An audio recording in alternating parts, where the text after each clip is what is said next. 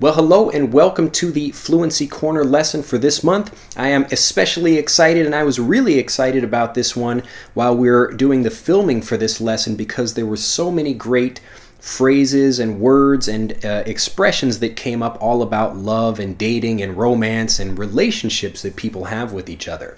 And in this lesson, what I'd like to do is go over some of the good, some of the bad, and some of the ugly when it comes to relationships. So we'll go over lots of phrases and words and expressions that you can use in not only your, romantic relationships, but also friendships and professional relationships as well. Let's get started. First, very quickly, we'll just give a few things, a few expressions that you can use when you're talking about someone that you love, someone that you love. You can call this person your special someone, your special someone. And you'll often hear people on the radio or TV shows or friends when they're meeting each other and say, "Have you met that special someone yet? Have you met that special someone yet?" So have you met someone that you really love, a great partner for you, that kind of thing, like a boyfriend or girlfriend, something like that.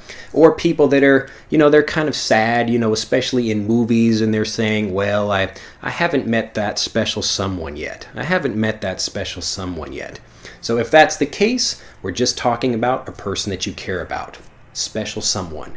That special someone. You can also talk about someone being a soulmate. Soulmate. A soulmate is, again, it's the same kind of thing. Some people believe we are put on this planet and there are billions of people, but there is that one special someone, that soulmate for you. So that one person that connects with your soul and you have a very great relationship with them. A soulmate. A soulmate.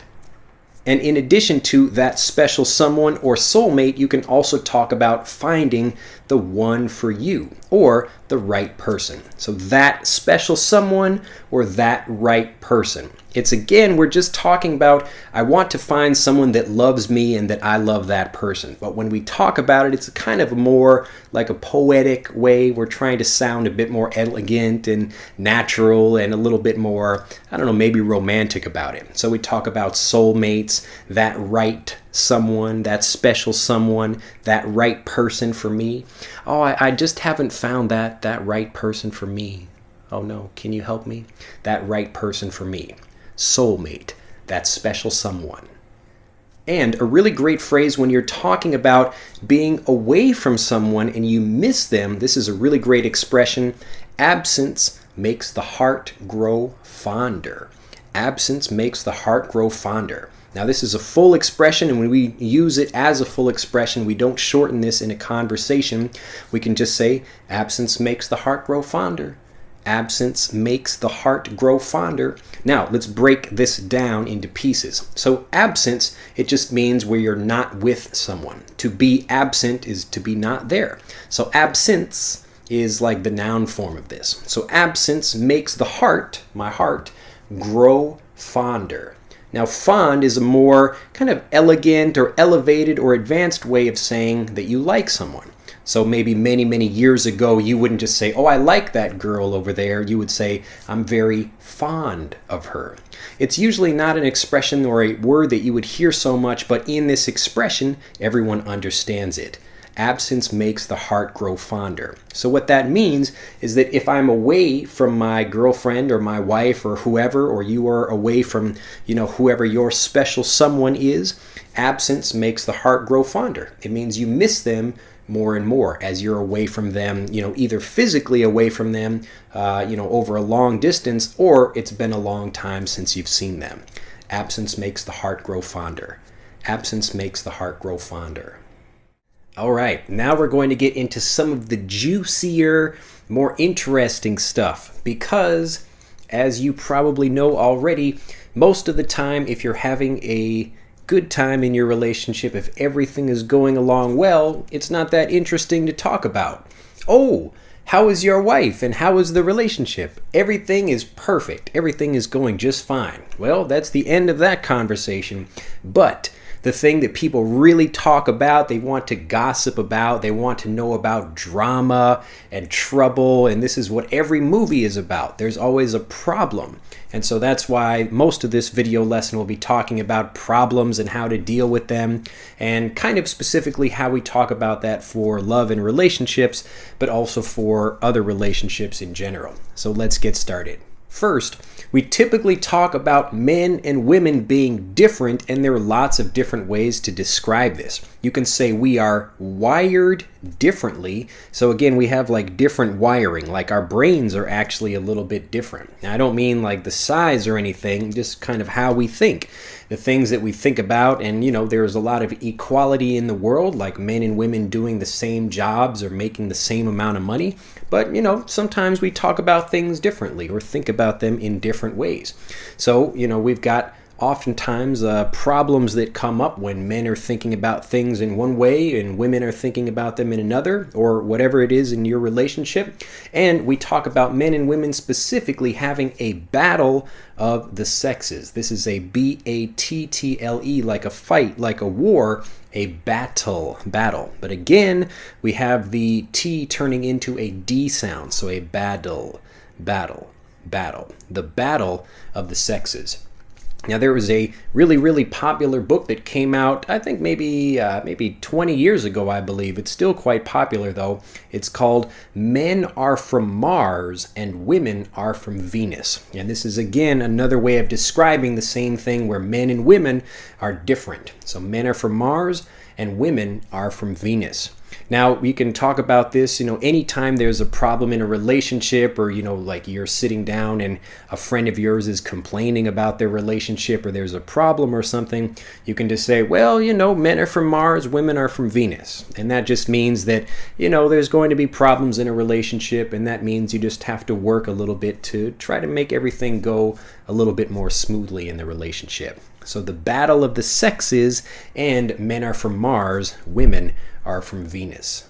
Now, another great expression that you'll often hear in movies and TV shows, especially, as well as conversations, is you can't live with them, you can't live without them. Now, this is a really great expression where it's got almost two meanings. To live with someone means to physically be living with someone, and then you've got to live without them. So let's say I love my wife, but sometimes I just hate what she does. Or this is, you'll see in movies where, one character, he really loves his girlfriend or something, but sometimes she does things that, they're just crazy, and he just doesn't know what to do about that. So when people, they sit and they think about women or men, and they're just like why is it so frustrating? Like, I love them, but sometimes I really hate them at the same time. So we say you can't live with them, to live with someone, again, to live together, to cohabitate, or you can't live without them. So it can mean physically, like living, with a woman, or it could mean just having women or men in your life. So often when people are having problems, or they're talking with their friends about problems that they're having, they'll use that expression. Men. You can't live with them, you can't live without them. And notice how I'm saying you can't live without because we don't say them. It just sounds a little bit too formal. So if you want to be a bit more informal, you want to be more casual and conversational, you can say you can't live with them, you can't live without them. You can't live with them, you can't live without them. Now, let's talk more specifically about what happens when there's a problem in a relationship. And this can mean any kind of relationship, but most of the words that you'll hear are used specifically for romantic relationships, like a husband and wife, or a boyfriend, girlfriend, that kind of thing. So the first one is, instead of just saying, like you're having problems, you could describe you're having trouble in paradise. Trouble in paradise. So let's say I am a father and I have a son that's maybe 16 years old, and he's got a girlfriend for the first time, and everything is going great, and then they have their first problem. So he is telling me a story. Oh, Dad, I saw the girl maybe hanging out with some other guy at a party or something like that, and I'm just saying, trouble in paradise. Trouble in Paradise. So paradise is like heaven. It's like, fantastic thing. And so everybody thinks when they're in love, it's like paradise. It's like heaven because, you feel great all the time. But when there's a problem, there's trouble in paradise. Oh no, trouble in paradise. Trouble in paradise. And when you have trouble in paradise, you tend to butt heads with someone, to butt heads. Now, if you've ever seen a goat before, these are like the little animals at the farm. They've got the horns that come up, and the men, or not the men, I guess, but the male goats. You could call these like billy goats, or you could just call it like a ram. That's usually the name for a male goat. But anyway, so they've got the horns, and they kind of fight with each other. They butt heads like that. Now, this is an expression you can use to butt heads with someone. Again, to butt heads. Notice how I'm not saying butt heads. I'm saying butt heads. Butt heads. The T sound basically disappears. Now, when you butt heads with someone, this could be at an office, like one person thinks one way and someone else thinks a different way, you're butting heads, or this could be butting heads in a relationship, where I think we should do something one way, or I want to sleep with the air conditioner on, and my wife wants to sleep with the air conditioner off, or something like that. So you're butting heads about that. Next, another great expression for fighting is to duke it out. You can fight with someone, or you can duke it out. To duke it out. Now listen carefully to how it blends. Duke it out. Duke it out. Duke it out. To duke it out with someone. Duke it out with someone. Now you're duking it out. It's like you put up your dukes, your fists. So it's like a very physical fist fight with someone. And again, this can be used in any situation. It could be a friend, or it could be like a romantic relationship, a married partner or something like that, somebody at your office, and you're, instead of just butting heads, you're also duking it out. So you're really having a fight, and it could be maybe not an actual physical fight, but you're really heated. It's a very like a tempestuous situation, like a tempest. It's very wild, if you remember from the phrase builder lesson, tempestuous. And so it's really wild and exciting, and everybody's like really, really serious and angry about that. So when you're butting heads and then you're duking it out, duke it out. I don't want to duke it out with you. I just want to talk things over. I don't want to duke it out with you. I just want to talk things over. Next, to describe someone, this could be in a relationship or any relationship really, as someone who gets angry easily, this is a person called a hothead. A hothead. Hothead. My father's a real hothead. He gets crazy if I go into his room when he's busy watching a sports game, something like that. So while he's watching football, I don't go in and bother my father because he's a hothead like that. He gets angry really quickly, a hothead. My dad's actually a really nice guy, but, for the purposes of the example, a hothead. Also, I love my wife. I know I'm giving a lot of kind of weird examples over here, but, really, if I'm going to be honest about this, though, she does like it quite warm in the room while she sleeps, and I like it really cold. So, maybe that's something we butt heads about a little bit.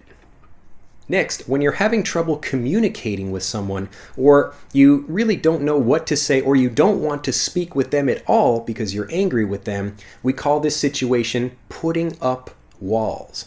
So let's say I'm having a dispute with you, a fight, an argument, and I don't want to talk to this guy anymore. I'm really, really angry with him. It's really, really frustrating, so I don't want to talk with him, and I put up a wall. So I'm putting up walls. I'm like literally building a wall between us like this, to put up walls. So putting up walls just means you're stopping communication somehow. Either you don't want to do it, you don't want to listen, or really you're just tired of listening to them because you really can't come together on something. You can't compromise and work out the problem, whatever that is. To put up walls. Put up walls. Put up walls. Put up walls. And for the last few things for this video lesson, I want to talk about making up. Making up. So to make up with someone, this is after you've had a fight, and when you're talking with people, okay, we've had our cool down period, so things get like hot and heated, and then you have to take a step back to take a step back and look back, maybe the problem wasn't such a big deal, or maybe I said something stupid, so you're taking a step back and cooling down. So these are all phrases and expressions that talk about that.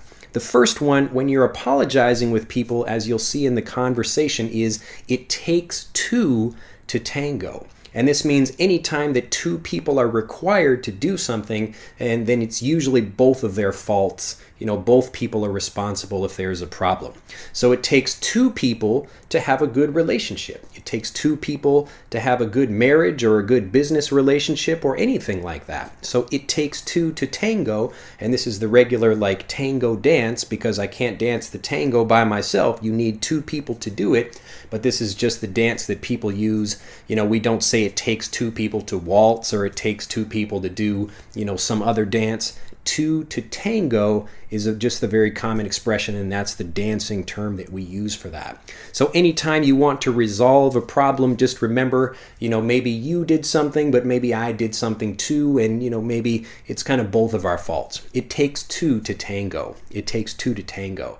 Now listen carefully to how this blends. It takes two to tango. It takes two to tango. Again, that T becomes the D sound. Do you hear the pattern? Two to tango, two to tango. Next, make it work. Make it work. To make it work, and it is the relationship, means to work together to repair a relationship or to keep it going smoothly. Now, a relationship does require a lot of work. It could be a friendship that you have with people. I know I've kind of lost some friendships that I've had with people as I go out and travel around and live in different countries. And some of my friends that are back in America, I don't really get to speak with them so often. Or we've kind of lost contact. We've lost touch. We've lost touch. Lost touch. So, it takes a little bit of effort to make it work. Make it work. To make it work. So whenever you have a relationship with people, you always need to keep making the effort, especially if it's someone that you have a very close relationship with, like your wife or your husband or boyfriend or girlfriend or whoever. So work hard to make it work, to make the relationship go smoothly. Make it work. Next, mind reader. A mind reader. And you'll see this again in the conversation along with all the other phrases that you're learning in these lessons. But mind reader specifically is something that you can use when, just like we talked about in the phrase builder lesson, use words or use your words. We want people to actually express themselves because we're not mind readers. So I don't know how to read your mind. I can kind of guess how you're thinking. Like if you look angry, I can see that or I can understand that, but maybe I don't know why. So I'm not a mind reader. And often you'll hear this in movies and TV shows when, the husband and wife are arguing and the wife will, be like this and kind of angry and the husband's like, what? I'm not a mind reader. I'm not a mind reader, and it just means please tell me what you're thinking because I don't know exactly what the problem is. I'm not a mind reader. I'm not a mind reader. And our last phrase is don't go to bed angry. Don't go to bed angry. One of the best ways to make sure that you have a good night's sleep, especially if you've had a fight, is, you take some time, you try to think about it and talk it over. Talk it over with the person you're with, your wife or your husband or whoever, and then, you want to make sure you resolve the problem pretty well, at least, and maybe it's not perfect, but at least you don't go to bed angry. So a lot of people will give this advice to each other, especially people that are living together for the first time, because it's really difficult to go to bed angry when, you've just had an argument and then you don't sleep well, and then kind of you wake up in the next morning and you're kind of angry still because you didn't sleep well and the problem has not been resolved. So do your best to try to resolve the problem, whatever that is, so that you don't go to bed angry. Don't go to bed angry. So some people will say don't go to bed angry or never go to bed angry. Don't go to bed angry. Never go to bed angry. Well, that's it for this month. I hope you have enjoyed all of these phrases. Go back and review them. Use them in your conversations as often as you can. Remember, most of these are just talking about personal relationships. So if you're a hothead, or if you like to butt heads with people or duke it out, or you want to work it out or make it work, all of these things, they're great for any kind of relationship. It's just that when we're talking about these kind of couples relationships, that's when people get very emotional and really passionate about these things, and we use a lot of these phrases more in those contexts. Well, that's it for this lesson, and I hope you've enjoyed it, and I look forward to seeing you again when we use all of these in the masterclass lesson coming up soon. Have a great day, and I'll see you in that lesson. Bye-bye.